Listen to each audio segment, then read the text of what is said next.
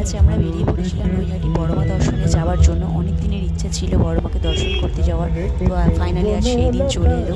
আমরা সবাই মিলে গাড়িতে করে যাচ্ছি এখন বড়মার কাছে।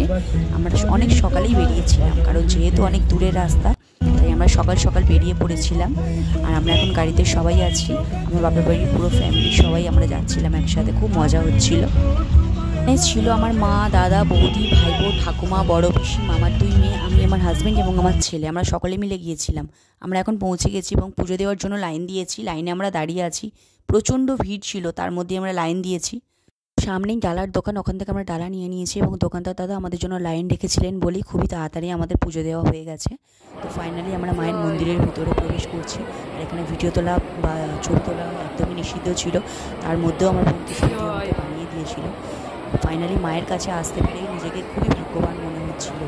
মায়ের মুখটা দেখে জাস্ট কি বলবো, জানো তো, মায়ের মুখটা দেখে না মনের মধ্যে এক অদ্ভুত শান্তি পাচ্ছিলাম। আমার 2 চোখ ভরে হু করে জল বেরিয়ে আসছিল, কেন তা জানি না। শুনেছিলাম নৈহাটির বড়মা খুব জাগ্রত, মাকে অন্তর থেকে ডাকলে মা ঠিক সাড়া দেন। তো সেই জন্যই হয়তো আমার এরকমটা হচ্ছিল। তারপর মায়ের কাছে মনের যত দুঃখ কষ্ট ব্যথা বেদনা সমস্ত কিছু জানালাম, যত মনস্কামনা সবই জানালাম। জানিয়ে মাকে এটাও জানালাম যে মা, তোমার কাছে আমি যেন আবার আসতে পারি, তুমি আমাকে সব বিপদ থেকে, সকল বিপদ থেকে রক্ষা করো, সবসময় আমার পাশে থেকো মা। এত পরিমাণে ভিড় হয়েছিল যে প্রচণ্ড পরিমাণে ঠেলাঠেলি হচ্ছিল। তো আমার ঠাকুমা খুবই বয়স্ক ছিলেন, তো ওনাকে খুঁজে পাওয়া যাচ্ছিল না। তারপরে আমরা আস্তে আস্তে ভিড় ঠেলে মন্দির থেকে বাইরে বেরিয়ে আসার চেষ্টা করি। বাইরে বেরিয়ে এসে দেখি ঠাকুমা একটা দোকানে বসে আছেন, ওনাকে একজন দাদা ধরে ধরে দিয়ে গেছেন। পরে আমরা বাইরে বেরিয়ে এসে দেখলাম ঠাকুমাই সামনেই একটা দোকানে বসে আছেন। তো সেই দোকানের সামনেই আমরা দাঁড়িয়ে কিছু ফটো তুলছিলাম। তারপরে আমরা খাওয়ার জন্য একটা দোকানে গেলাম। দোকানের মধ্যে গিয়ে আমরা খাওয়া দাওয়া করলাম, কিছু ফটো তুললাম। তারপরে আমরা আস্তে আস্তে বাড়ির দিকে রওনা দিচ্ছিলাম।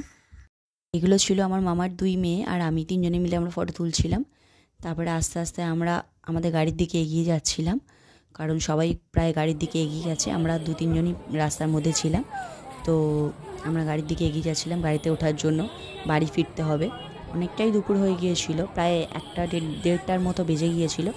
আর আমার ছেলের তো এখানে বায়নার শেষ নেই, এটার পর ওটা, ওটার পর ওটা, সেটা লাগিয়েই চলেছে। তারপরে আমি আমার সোনা পাপাকে নিয়ে কিছু ফটো তুলে নিয়েছিলাম। এগুলো ছিল আমার সোনা পাপার সাথে আমার ফটো তোলার সেই মুহূর্তটা। এইভাবেই আমাদের সারাদিনটা খুব আনন্দে কেটেছিল। আর তারপর আমরা গাড়ির সামনে চলে এসেছিলাম। তো সেখানে এসে সবাই এসে হাজির হয়ে গেছে, কিন্তু আমার হাজব্যান্ডই আসেনি। তো ওর জন্য আমরা সবাই দাঁড়িয়েছিলাম, দাঁড়িয়ে থেকে থেকে ওর জন্য অপেক্ষা করছিলাম অনেকক্ষণ ধরেই। তারপরে ফাইনালি ও এলো। আসার পরে আমরা এখানে গঙ্গার ধারে দাঁড়িয়েছিলাম কিছুক্ষণ। তারপরে গঙ্গার ধারে দাঁড়িয়ে একটু সবাই মিলে বলছিল বোট চাপবে, কিন্তু মায়ের শরীর ভালো লাগছিল না বলে মা বলছে আর চাপবো না, এগুলো বাড়ি যাব। তো সুতরাং সেই হিসাবে আমরা গাড়িতে উঠে পড়লাম বাড়ি যাওয়ার জন্য। মাকে প্রণাম জানিয়ে আমরা চলে আসছিলাম সবাই মিলে, যে আবার যেন মায়ের কাছে আসতে পারি। খুবই ভালো লাগলো মায়ের কাছে ঘুরে। সত্যি মাকে দর্শন করে না মানে মনটা প্রায় জুড়িয়ে গেল। আর হ্যাঁ, আমরা মায়ের কিছু ছবিও কিনেছিলাম। তারপরে আমরা বাড়ি চলে এলাম। তো এইভাবেই আমাদের দিনটা কাটলো। সবাই খুব ভালো থেকো।